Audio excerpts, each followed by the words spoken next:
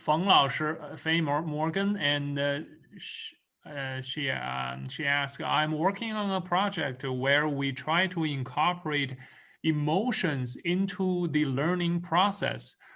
Do you have an opinion on that, Dr. Walker? Dr. Walker, you're muted.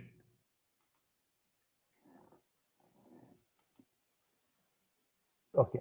Yes, I think the first sentence of the Luanyu is great. It talks about learning being emotional, and the best learning emotion, I think, is obviously feeling of pleasure, realizing you've done something, or you know it. That I always look at the first few lines of the Luanyu as just a kind of a prescription of what it means to be a human being. And the one thing is that human beings are we function by emotion. So every educator, I think James Zoll, The Art of Changing the Brain, talks a lot about the role of emotion in learning, and I think it's really good. It's just kind of hard to stage and to get to what you're after, but emotion is a hugely important part of learning. I think you're doing the right thing. I'm very interested in how you're doing it. Thank you so much, Dr. Walker. And I think Luanyu is definitely one of the greatest books in Chinese. And we have another question from Che33K. I have a question about the trend. Could we tell that Chinese is more commonly taught language now in the US? And could you tell the trend of teaching Chinese in the K-12, Dr. Walker? Yeah, I've been, the U.S. Education is a little bit, it's not, there's no national program, there's no national curriculum or any of that sort, and every place is different. And Chinese, more and more people are interested in Chinese because China is becoming more and more a part of people's lives. That's just there. The thing about I've worked with K-12 a fair amount, and my problem is you set up someone will set up a nice program, it'll get going, and then an administrator changes, and that program goes out the door. And that's happened about 3 or 4 times. I just I don't know how to deal with that issue, that the institutional memory doesn't allow us to accumulate and develop as well as we can. I think that maybe the best thing for this is for us, I just mentioned at the last, is think about developing a national resource for Chinese. And what I mean is not with anybody's view or approach or anything, but a lot of video of people interacting in Chinese that we can use to build lessons and show our students how things are done and how people interact in Chinese. The first lesson my Chinese students learn in our class of 101, or at least I hope they do, is they are asked, they have to learn how do you greet a stranger on the street in Chinese? Or what do you do, actually, when you see an interesting looking stranger, looks like they're Chinese? What do you do when you see them? And I'm from, we're in Ohio, and I'm from out west in Colorado. In Colorado, if you see another human being, where I grew up, it was a rare occasion. Any person you stopped and talked to and greeted and made them feel like that they were safe. They're not going to draw on them or anything. And in Ohio, students, you say hello to strangers you never met before and never meet again. You do this all the time. So our students don't realize that Americans, in a way, are kind of the outliers in the world like this. Usually people don't go around greeting strangers. And our students have to learn that. That's something they have to learn. So I think there are just so many things like that we could have examples of, that students could do they start from the visualization, from the concrete experience, and they can learn really quickly what is expected. So I have one of my former students has the idea of the grammar of expectations. I think that's a really wonderful way of thinking about it. We need to know what people expect so that we can teach our students how to do what they intend to do.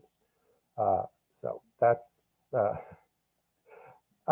we have a lot to do. We have I'm kind of getting old, and but I think the people who come are younger and are coming behind still have a great thing to do about making Chinese part of the education experience. And that includes the heritage schools and making them stronger and making the heritage schools more of a presence in their own communities. So that's my opinion. Thank you. Xu Laoshi, can we ask 2 more questions and then have our group pictures taken?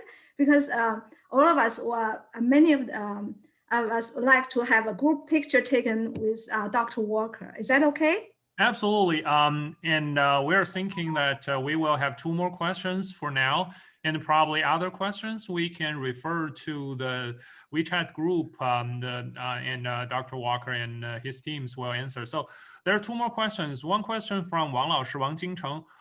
Performed culture pedagogy is an excellent idea. In real teaching, how do you make students understand the meaning of something new they learn? Do you mainly use target language or translation? I think the demo following will answer this question, but I think that the following Chai Laoshi and Deng Laoshi can show what they do and how they do. But the one thing I just say is we have to understand that meaning. I think the idea that meaning is in the situation, it's not in exactly the words. And if we depend on, I grew up, I learned some Chinese, I expressed it I proved that I knew the Chinese in English. It was not a good model. So we have what we call fact and act sessions, and the fact session, it can be done in English. It's just it's a coaching period. It's like, if we talk about performance, it's when we coach you. And then we have the act session, and it's all done in Chinese. And that is, you get through it the best you can. You have the experience of doing it yourself. And it's, if I'm a learner, if I have done it myself and I remember that experience, I think that is the key, the goal, the key element of a learning experience. And Dr. Walker, I think we also have, I hope you don't mind, there are 2 questions. I think it looks like really on everybody's mind.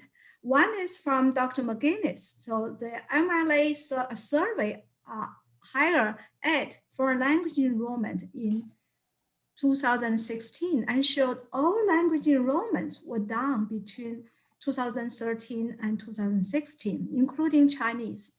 The only languages that showed increases were Japanese and Korean. Why do you think that happened? Well, it's hard to know.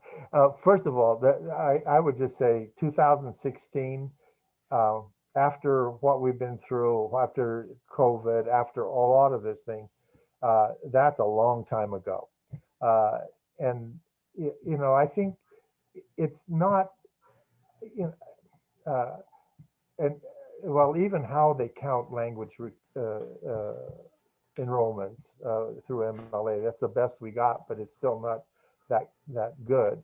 But I think, it's just that we need to have an idea about, as far as Chinese is concerned, we need to have an idea of the value of the language and the value of Americans of all kinds interacting with Chinese of all kinds. I think, if we can raise the value there, that is that the numbers will increase and grow. But here's my thing is, in our program, I always feel that if our students learn to use the language, they will continue in the program as long as they can. And that's the sort of the idea. I have one of my students, Jia Junqing, did a dissertation on motivation, and she analyzed people who've stayed and learned Chinese up to very high levels of ability and demonstrated ability, not proficiency. I mean, actually able to do things in Chinese environments. And I think, you can look her up. She has a lot of good ideas about what motivates people. And the motivation changes over time. But performance, being able to do things. I mean, people continue to play the piano for their lifetime because the performance, the performance aspect. Dancers dance because of the performance aspect. I think we can think that Chinese students, if they can do it, and if they can show that they can interact with people, they will continue with it. Excuse me, Dr. Walker, may I interrupt you a little bit? I just want to share some information about why Japanese and Korean students enrollments have increased, because I would like to share some information from my department. A lot of my colleagues teaching Koreans and Korean and Japanese, they tell me that about 1/3 to a half of the students in their class come from mainland China. So that's one of the reasons, because we have a large enrollment of international students from China. And for them, it's very natural for them to have interest in the Korean or Japanese because they have watched a lot of Hanju, that's Korean opera, and also Japanese opera. So that's just one, I think it's one of the reasons. Yes, and the manga in Chinese. Oh, of course, in Japanese, yes. And then what K-pop? There's all, and now the movies, the Korean movies, and all these sort of things. Yeah, that's a real. There's normal things, but I think that on the long run, the developing the field based upon performance and based upon our students being able to interact with Chinese people is our best bet. Right, to just add just a little bit information, I think Dr. McGinnis, I think the survey you referred to are about the undergraduate students, but the enrollment of graduate students in Chinese actually has increased in the past few years. Yeah, and when I first came to Ohio State, half of our Chinese classes were students from Indonesia. And we had tons of students from Indonesia, some of whom I'm still interacting with, but we don't have them anymore. They just, that something happened, the government, their government quit sending them abroad, and it just, that didn't happen. So I think, we just find out what is the key, what is the base thing that we're really wanting to do as a profession.